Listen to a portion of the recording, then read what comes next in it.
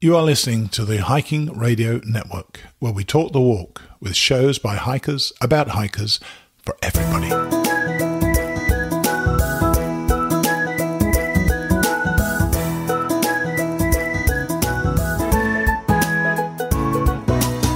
Mighty Blue on the Appalachian Trail, the ultimate midlife crisis. Join Steve and his guests every week as he staggers from Georgia to Maine.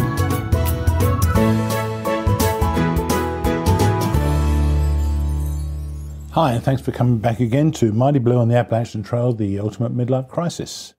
We are on to days 24, 25, 26, 27, I think it is. And it's the second part of the Smokies this week.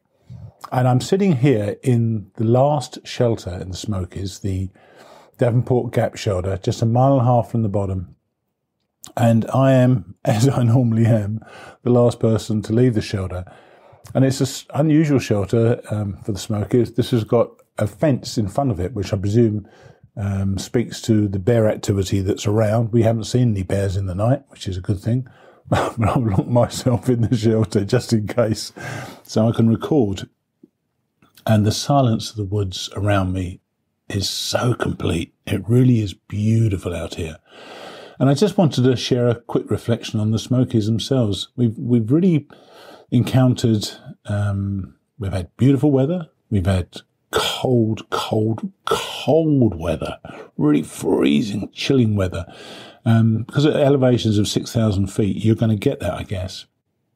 And speaking to a bunch of other people about the Smokies, I think we're all glad they're part of the Appalachian Trail, but I think we're all glad it's over. It's been, I've found it tough, and nobody I've spoken to says it's been anything other than tough. And part of that has been the freezing nights. The nights have been just extraordinarily cold. I'm sitting here now, though. We're now at a much lower elevation. I think we're 2,000 feet, maybe even less. I'm not sure, actually. But we've come down yesterday, and we came through the snow. So the snow was over. It was icy in parts and slushy in other parts.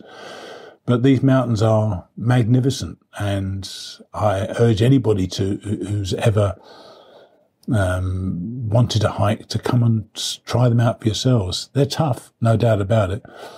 But it's beautiful to be up here. We've seen some spectacular views, and I've taken lots of video and pictures, and you can see the pictures on Instagram, and you can see the video on my YouTube channel. But really, I'm glad it's over. I'm glad I'm getting out today. I'm going to Standing Bear Farm. I'm going to do a bit of laundry.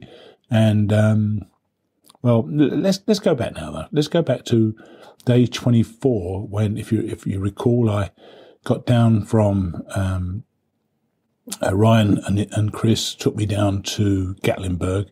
The plan was to just get my laundry done and probably get out again, although I was considering a 0 day. So let's go back to day number 24.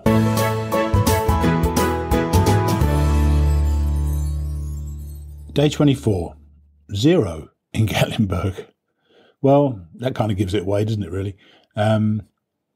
Gatlinburg, as I recall last time, was not my favourite place to be, even though I had a decent enough time there.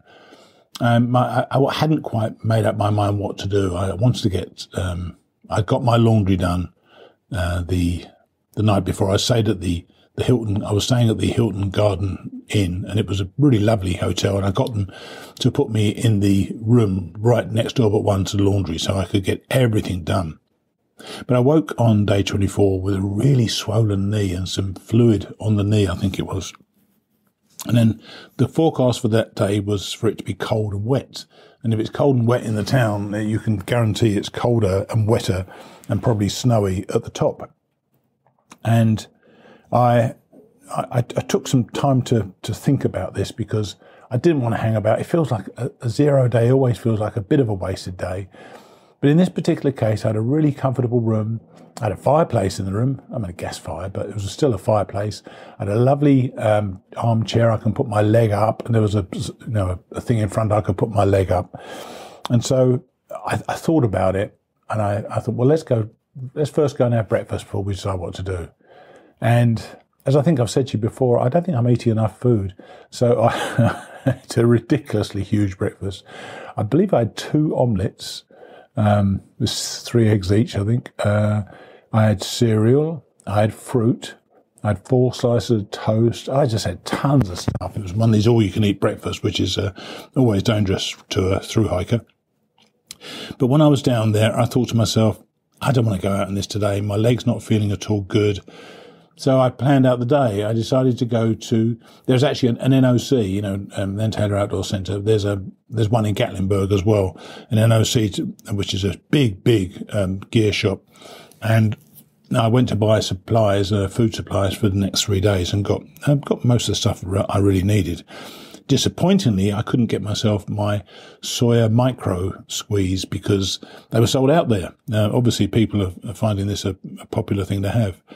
So I didn't get a filter. Now, I wondered whether I'd be able to get one another time, or whether I could chance the water in the Smokies. And I had already drunk without filtering a few times, but I wasn't too sure. But anyway, I thought, this is it. I went back just before lunchtime, and I elevated my knee, and I put ice on it for about the next 2-3 hours. And I've got to tell you, it really did help. And it started to go down. By definition, it was bloody freezing, but it started to go down, and I was glad I took that time to try to get my knee better. On Facebook that day, I put on the on the Hiking Radio Network Facebook page that I was going to be in Gatlinburg, and if anybody wanted to come and join me for dinner, I was going to be at the Smoky Mountain Brewery at about 6:30, and luckily enough, it seems that my next mini trail family or tramley formed then. When I got to the brewery, I was joined by a guy called Ugg, nice fella I've met before, a guy called Sleprock, which is a great name, and Lady Di. And the 4 of us sat down and had a really nice dinner.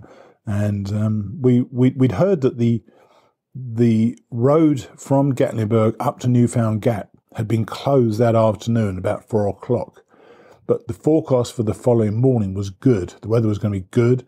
So we were quite confident that we'd be able to get back up to Newfound Gap in the morning.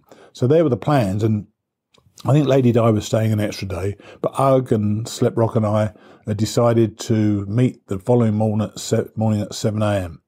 So I went back to my room, a 0 completed. I think it was the right thing to do for me, and I was ready to go back hiking in day 25.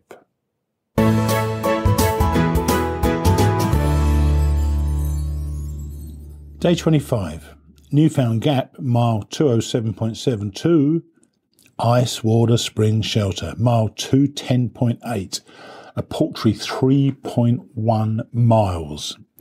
This was a frustrating day. It really, really was frustrating. As arranged, I met with Ugg at 7 o'clock in the diner. We were going to leave at about 7:30, 7:45. Sleprock wasn't quite as punctual as us and didn't make it till about 7:45, but that was fine. He had his breakfast, and we looked and tried to get ourselves an Uber, of all things, to take us back to Newfound Gap. Now, as I say, we knew that the road had been closed the previous evening. The day was absolutely beautiful, sunny and warm, and frankly, we didn't really check whether it had opened or not. So we eventually got an Uber. This guy came from Pigeon Forge, which is the next town over to Gatlinburg, and I'm not entirely sure how right this was, but it looked to us that the Uber we were ordering from Gatlinburg to the top of Newfound Gap was $23, which seemed a bargain to us. And so this guy came down and he said, "Are you going to Newfound Gap?" "Oh no, that's in it's either in North Carolina or Tennessee. It's out of the state anyway. It's crossing the state line, and that's different." Well, Uber doesn't say that's different, but okay. He was a nice guy, to be fair to him, and I understood his reasoning because it seemed dead cheap to us as well. So we said, if you take us up, we give you another, I don't know, $5 or $10 each. So instead of being 23, it would be something nearer $50. So he said, okay. So, bartering over, we headed out, and literally, I don't know, half a mile, 2 miles down the road, road closed. So we're stuck. There's just nothing you can do. And with the day getting warmer and warmer, we were pretty confident it was going to open. So we went back to the NOC and just waited it out. And we sat, there's a beautiful fireplace there. We sat on rocking chairs in front of the fire. The soy micro squeeze had turned up at NOC, so I was able to buy one of those. So that certainly was helpful. And I was able to buy some jerky for lunch for the next few days as well. So we started thinking at about 10 or 11:30. Well, what are we going to do now? We might have to plan to stay another night. And I started looking around. And at the weekend, the cost of hotels goes up dramatically. The place I'd been staying in the night before was, I think, $120 a night, which is a lot for a hiker. And the same place was $240 because it was the weekend, Friday. And I thought, I'm not going to pay $240. So Ugg decided to stay in Gatlinburg where he had been the day before. And Sleprock and I just hung around and we just started trying to find out how we could contact them to find out when the road was going to be open. Eventually found out I could call the information office, which was not terribly informative, to be honest with you. They were right by where the door opens and where the road opens. And eventually got through on about the 20th go, and the guy said, I really don't know. So that was helpful. But he said you could try I think it's smokiesroads.gov, something like that, on Twitter. So I went on Twitter, and people were asking, what can we do? Can we get out of here today? And eventually the news came that it was opened about 1 o'clock, and so we called another car. We hung around at a Newfound Gap for our car to turn up. Eventually, it turned up. So we went up there. There was plenty of snow up there. They must have had a massive dump the night before. And Sleprock and I started getting ready. He's a little bit slower on the uphills, even than me, which is kind of hard to believe. And I just tore off. It was great. I loved it going in the snow. And I felt very steady. I felt very confident in my walking. I did not put my snow chains on. I've got these snow chain things you fit to your shoes, and I'll tell you a bit more about those later, but they work really well. But I didn't put those on, and it took just over an hour and a quarter to go do those 3 miles to get to the first shelter. And it was cold, and I didn't think I could go much further. I didn't think I could go another 7 miles to the next shelter, which would have been Peck's Corner Shelter. So I thought, well, I'll cut my, I know it's a waste. It seems like another waste a day. It's like a Nero. But to end at Icewater Springs Shelter seemed to me the right thing to do at the time. So I got in there. There were 4 other people there, and nice people. There's a husband and wife, quite a young couple, and a young guy who looks about 35, and he turns out to be 24. He had this big beard, and another young woman. And then a few more arrived, and then this is the thing that I not so much take issue with in the Smokies, but I get a bit concerned about. They've got these rules where if a section hiker is out in the Smokies and books a shelter, other people who are other through hikers who are already in the shelter have to get up and get out. I thought, I can't see that catching on, and that wouldn't be nice at all. But because we're all cold, we all want to get inside our sleeping bags. So this group of 3 section hikers turned up, and as I say, then 6 others, and it's a shelter for just 12 people. And it was getting slightly fractious in its own way, because us through hikers, we know the rules, we know we have to get out if they need the place. But these places, which they say are for sleeping 12, so 6 on the bottom and 6 on the top, you can get at least 9 or 10 on each row. So you could have got between 18 and 20 people in there. And when the leader of the 6 claimed that he'd ordered 6 spots, and it started to rain, and the group of 3 claimed that they had paid twice accidentally. He said that then there were 12 spots in the shelter for the section hikers. Well, I wasn't having any of that. So I stood up and I said, right, no, there's 3 people. They've got 3 spots. So that's 9 spots only. Let's see how many people we can fit in. Well, we must have got 9, maybe even 10 on each row. And everybody got in there, which was good. A couple of people turned up later and actually slept on the floor of the shelter. There was a fire in there. I mean, it was a bit of a shambles, to be honest with you. But, it was a very uncomfortable night. But at least we got it done. And that was the end of day number 25.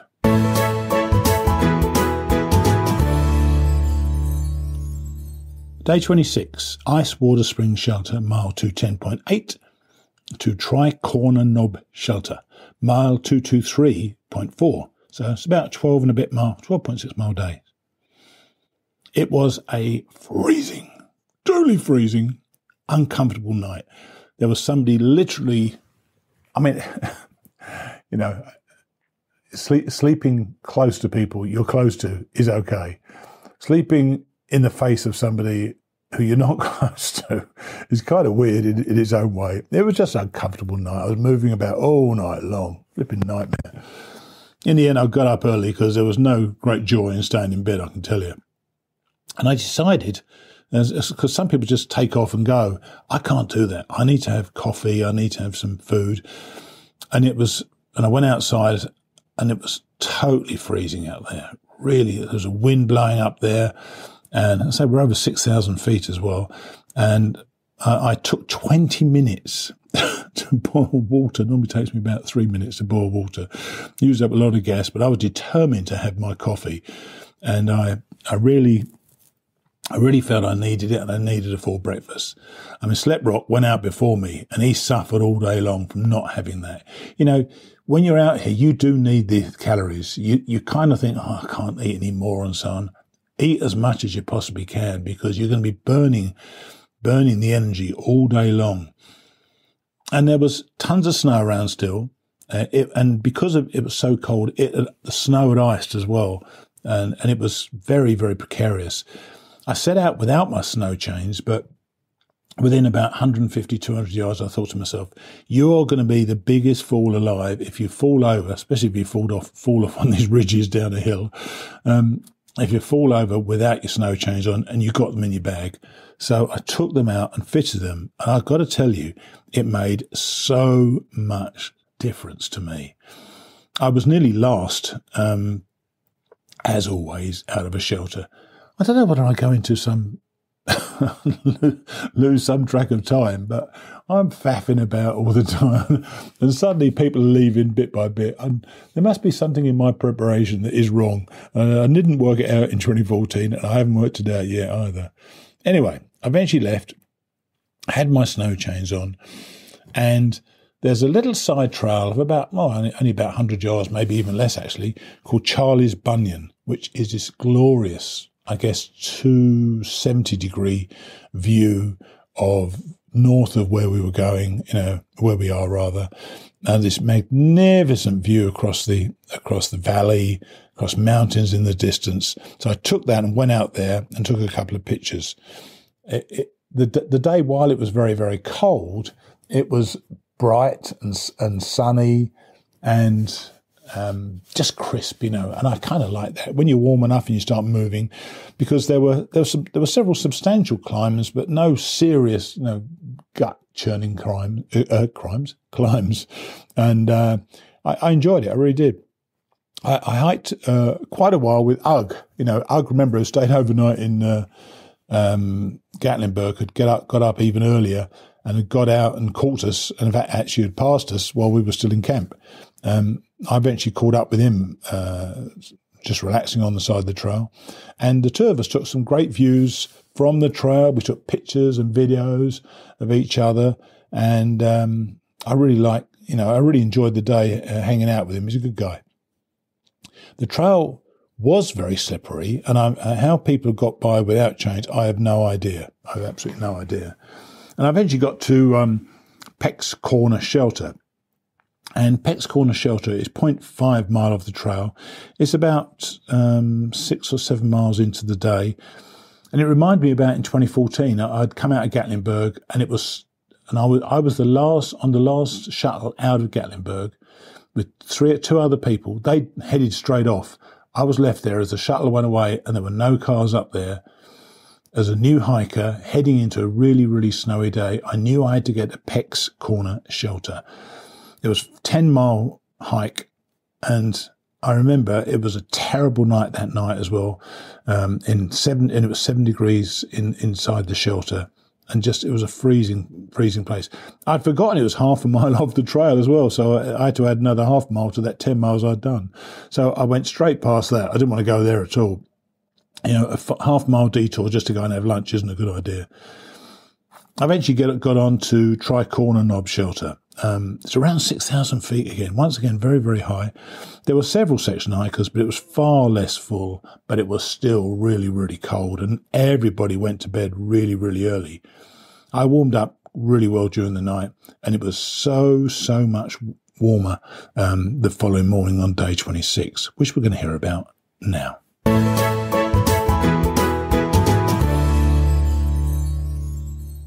Of course, I didn't mean day 26. I meant day 27. So this is it. Day 27, Tri-Corner Knob Shelter, mile 223.4 to Davenport Gap Shelter, mile 238. So that was nearly a 15-mile day, that was. There were a couple of early ups out of the Tri-Corner Knob Shelter, but the profile looked to us to be pretty much downhill all the way. And for those of you who've done hiking, the ups, a lot of us think the ups is just exhausting and just take our breath away and hurt our legs and stuff like that. The downs come as some sort of relief, but extended downs are really, really difficult. The strain they put on your knees is excruciating sometimes. And particularly in these particular downhills, because we were coming down from 6,000 feet down to, I still don't know what it is, about 2,000 feet, I think. It becomes even more difficult because I have to do so many steps down, and these steps are often 1.5 feet, 2 feet down, and that really bangs your knees out. There were those early ups, and I made pretty good progress in them. I had a nice breakfast again, and that always helps, as I say. Got to the top and started heading down, and the first shelter was like halfway distance, about 7 miles into the hike, and I was going really well by then. My downhills, I had my chains on again, really gives you that confidence. There were tons of ridges during the day, as there were yesterday, and tons of great views to just stop and take pictures again. But going downhill, if I didn't have those chains on, I would not have been as confident, and I'm sure I would have slipped. But I was really kind of feeling quite strong, and I stopped at the Cosby Knob Shelter for lunch with the two Bens, father and son, both called Ben. And I said, what are your trail names? And their trail name is Bens, the two Bens. And I just stopped there just to hang out, really. I thought I might have a bar. I only had one bar left. I didn't have anything for lunch, really. I had some tortillas, but I had nothing to put in the tortillas. And young Ben, really nice young man, very, very polite, calls everybody sir all the time, which is really nice. He said, I've got some spare tuna if you'd like some, and I've got some mayonnaise. And he kindly gave me both of them, which was, I don't know. I'm sure I would have done the same, but this young man didn't know me really, and he just kindly offered me these items from his own food bag. His father, it was funny. He headed down the hill to find the water source. He presumed it was further down, kept going and going, and then he went out of sight. And then I looked over and I saw a pipe, literally 5 yards from the shelter. He's gone miles down the hill. Then he came back up, sweating, having got some water down there. I said, well, there's a pipe here. Oh, so funny. I then left the two Bens. Actually, I think they left me. I think they were ahead of me, actually. And I ran into Ugg again. He must have passed me while I was in the shelter. And we really powered the next remaining 2 miles to this shelter, which is the Davenport Gap Shelter. He then went on to Standing Bear Farm. And I just didn't have another 3 miles in me. And frankly, I didn't want to zero in Standing Bear Farm. I wanted to make it a nearer. As I say, I'm recording this now in the shelter, with the chain link fence in front of me, keeping any bears out and me in, I guess. And I wanted to spend a Nero today in Standing Bear. I'm going to head out now, go into the hostel, establish myself, do a bit of resupply and laundry. Probably, almost certainly, in fact, stay the night, and during the day, I'm going to get this podcast up. Coming back to where we are now, as UG went on, Lady Di came along, and Slep Rock was here as well, plus the two Bens and another couple of young guys. California surfer dude, who actually comes from South Carolina, but looks like Matthew McConaughey. He came in, and another young man towards the end, who told us he'd hiked between, I think it was Franklin and NOC, barefoot. His shoes were worn out, so he couldn't wear them anymore. He'd been barefoot. How anybody does that in this weather and on these conditions, I have no idea. I dispensed eventually with my snow chains because we came down so far, there was no snow left. And they have turned out to be a great purchase. So I'm really glad I bought them. And if you're ever coming into this hike, you will gain so much more confidence. I know they're heavy, but you'll gain so much more confidence by having these snow chains when you cope with the snow in the Smokies. Hopefully there'll be no more snow, but I'm not going to send them home just yet. I seem to remember I got snow in the Smokies last time in April, so I might wait till the end of April before I send home my snow chains.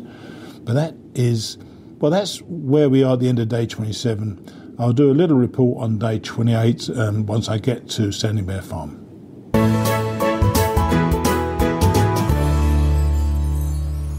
Day 28, Davenport Gap Shelter, mile 238, to Standing Bear Farm, near mile 240.8. Yep, this is a Nero. That was the plan. Need to get some washing done today. I'm in nice and early. It's not even lunchtime yet. As I say, I recorded in the shelter. That worked out well for me. Enabled me to get a lot of stuff done because this is a busy place, Standing Bear Farm. I headed out after I'd recorded, expecting rain. And so while I wasn't going to hurry because I really needed to protect my knees were starting to play up again today. I was expecting that rain, but none came. So it's apparently still 90% chance of rain today. So it's going to pour later on apparently. So this is why I'm doing a Nero. I kept on walking down, kept going. And this was another intense down to get out of the park. Eventually, I left the Smoky Mountains, which was, I was kind of relieved, I must admit. And then you cross Pigeon River, which is this really fast-flowing river. And it's been obviously swollen by the rain or the melt from the snow in the last couple of days. And you cross that on a bridge, and then you go underneath I-40. And I recall that Standing Bear Farm was a bit of a walk up from there. I hadn't realised quite how up it was. There were steps up and up and up and up, and eventually got to these stones, got up these stone steps, and then the track continued to rise really, really sharply ahead of me. But, eventually I got there, and in fact, frankly, going uphill by then was better than going downhill. I'd had enough of going downhill. I think we'd done about 7 or 8 miles consecutively downhill, and that is intense. You eventually come out at a road where you can carry on to the AT, obviously, or you can turn left and further uphill to Standing Bear Farm.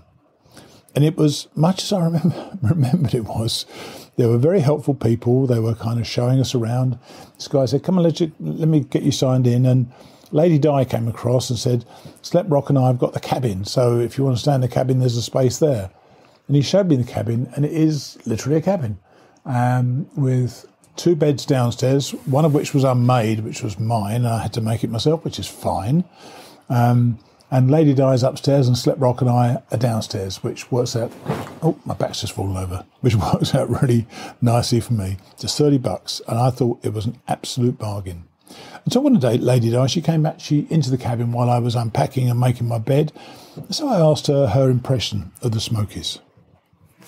Okay, I'm here with a new member of my trail family, I guess, Lady Di.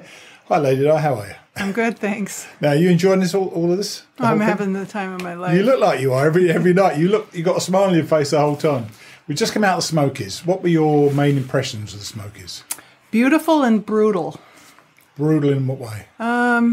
Well, a lot of elevation change, a lot of snow and ice on the ridge lines. Yeah, with very narrow trail. Do they frighten you? Well, yeah, I'm not that great on heights. So oh, really? Yeah. Oh my gosh. So I mean, I grew up on the prairies, so heights scare me. Some of them are really substantial falls either side, yeah. And you look straight down, and some of them are undercut. You can't even see where you'd die if you fell. So and of course, your fall could be interrupted by a tree. Well, that's true. That's true. We should finish it earlier. So, have you done much backpacking over the years? I've been probably backpacking for 10 years or so. I live in Minnesota. Most of my backpacking is there. The Superior Hiking Trail is sort of my home trail. Right. Yeah. And how does this compare? Parts of it are quite similar. It's beautiful. Both trails are very beautiful, depending upon the season and stuff. Yeah. Yeah. The Smokies were beautiful, but they are tough as hell. They are. They are really tough. I'm actually glad to be out of there. Yes, so am I. I think most people are actually as well. Yeah. Now, the other thing was I wanted to ask you about was your cooking, because most people just pour boiling water into a packet at night, but you're somewhat more adventurous than that, aren't you? Well, I've been dehydrating food for a long time. I actually started back in the 70s when it was, kind of a cool thing. And then it went away and came back. But yeah, I dehydrate a lot of my own food. And then I buy some freeze-dried stuff to use as an ingredient instead of like a whole meal like Mountain House or whatever. Yeah, so. You had the Italian sauce, the frozen Italian sauce. Yes. You break it up, like break up a piece of leather.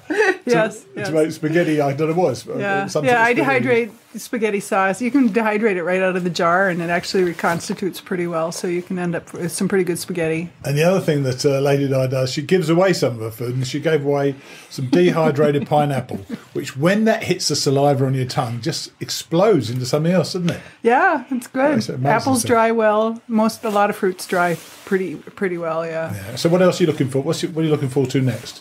So I'm kind of a cliche in that I retired. My last day at work was a Friday, and I was on the trail the following Thursday. Oh, wow. And I'm completely adjusting, and every day I wake up and smile because I have no appointments. I have nobody I have to see. I have no meetings to go to. All I have to do is walk. That's partly why I'm having such a good time. That's great. Lovely. Well, thanks for telling us about that, and I'm doubtless going to see you down the lane. Yes. She really does have a happy smile on her face the whole time. She's all business in the morning and dinner time, and she goes to gets her water, but she's permanently smiling, and she's good company to be around. So that's it. The Smokies are done, and we don't have to worry about being chucked out of a shelter anymore. For me, I'm looking forward to getting back into my tent. I don't think I've actually slept in my tent now. Probably for nearly 2 weeks. I've either been in Fontana Dam Lodge. I was in the NOC overnight somewhere, and the rest of the time it's either rained or we were in the smokers and we had to be in these shelters.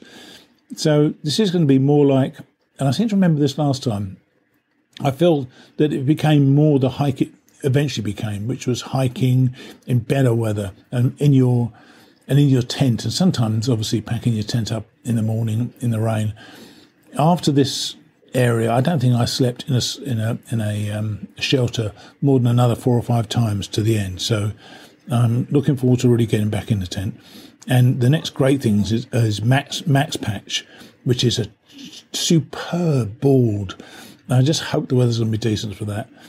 And then there's Hot Springs. After Hot Springs, and this all points north, I guess.